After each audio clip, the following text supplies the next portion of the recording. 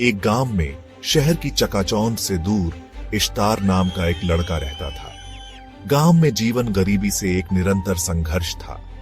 परिवार अथक परिश्रम करते थे, उनके दिन कठिनाई से भरे होते थे। इश्तार का परिवार भी इससे अलग नहीं था। हर दिन एक चुनौती थी, 2 वक्त की रोटी का जुगाड़ करना एक लड़ाई थी। कठिनाइयों के बावजूद इश्तार ने उम्मीद नहीं छोड़ी। वह एक उज्जवल भविष्य में विश्वास करता था, गरीबी के चंगुल से मुक्त भविष्य। वह एक ऐसे जीवन का सपना देखता था जहां वह अपने परिवार का भरण पोषण कर सके और अपने समुदाय का उत्थान कर सके। उसकी आत्मा अपने आसपास के संघर्षों से अविचलित कुछ बदलाव लाने के अवसर के लिए तरस रही थी। इश्तार का मानना था कि शिक्षा ही गरीबी की जंजीरों से मुक्ति की कुंजी है। उसने ज्ञान को एक शक्तिशाली उपकरण के रूप में देखा, दुनिया के अन्याय के खिलाफ एक हथियार। स्कूल उसका आश्रय स्थल बन गया, एक ऐसी जगह जहां वह अपने जीवन की कठोर वास्तविकताओं से बच सकता था और खुद को सीखने की शक्ति में डुबो सकता था। हालांकि शिक्षा का रास्ता आसान नहीं था, संसाधन कम थे और इश्तार को अक्सर किताबें और ट्यूशन का खर्च उठाने के लिए बुनियादी जरूरतों का त्याग करना पड़ता था। वह टिमटिमाते लैंप के नीचे पढ़ाई करता था। उसका दृढ़ संकल्प ज्ञान की अदम्य प्यास से प्रेरित था। उसकी मेहनत रंग लाई और उसने अपनी पढ़ाई में उत्कृष्ट प्रदर्शन किया। अपने गांव के लिए आशा की किरण बन गया। शिक्षा और अटूट से मानगात से लैस इश्तार शहर चला गया। वह अपने ज्ञान का उपयोग अपनी नियति बदलने के लिए करने के लिए दृढ़ था।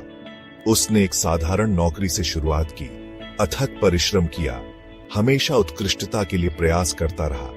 उसका समर्पण किसी का ध्यान नहीं गया। अवसर खुद को प्रस्तुत करने लगे और इश्तार अपनी कड़ी मेहनत और दृढ़ता के साथ सफलता की सीढ़ी चढ़ गया। उसने हर भूमिका में उत्कृष्ट प्रदर्शन किया। उसकी बुद्धिमत्ता और समर्पण ने उसके उत्थान का मार्ग प्रशस्त किया। आखिरकार उसे अपने सपनों की नौकरी मिल गई, जिससे उसे आर्थिक स्थिरता और पहचान मिली। इश्तार ने आखिरकार वह हासिल कर लिया जो उसने करने की ठानी थी। वह गरीबी के चंगुल से बच निकला था। अपने सपनों को हासिल करने के बावजूद इश्तार के जीवन में एक खालीपन बना रहा। उसने जो धन जमा किया था वह उसे वह खुशी नहीं दे पाया जिसकी उसे तलाश थी। खालीपन उसे कुतरता रहा, एक निरंतर याद दिलाता रहा कि भौतिक संपत्ति सच्ची संतोषी के बराबर नहीं है। एक दिन वह अपने परिवार के परिचित आराम में सांत्वना की तलाश में अपने गांव लौट आया।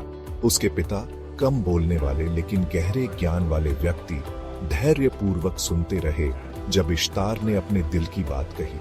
उसके पिता मुस्कुराए और उसे याद दिलाया, बेटा, सच्ची खुशी इस बात में नहीं है कि तुम्हारे पास क्या है, बल्कि इस बात में है कि तुम क्या लौटाते हो। उसके पिता के शब्द इश्तार के दिल में गहरे तक उतर गए। उसने महसूस किया कि सच्चा आनंद दूसरों के जीवन में बदलाव लाने से आता है।